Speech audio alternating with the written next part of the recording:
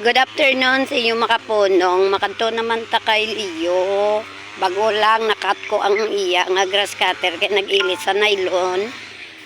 Di makanto to sa iya kung ano nakalapad sang iya agi. Para pakita ko sa inyo makapunong ang nag-grass cutter na siya.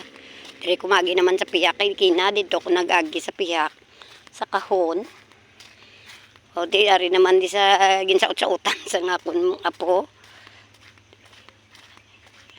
Makapunong i-update lang kamo permi sa amon nga mga ginahimo diri sa amon nga ginaistaran sa kwan sang boss ko lapunong di kami gabantay di i-update ko kay doon na naman lang ako mag vlog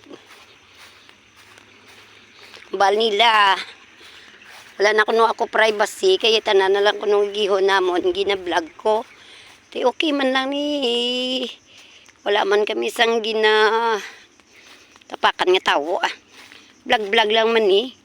Vlog lang ni basi kun pan man kita ni Meta.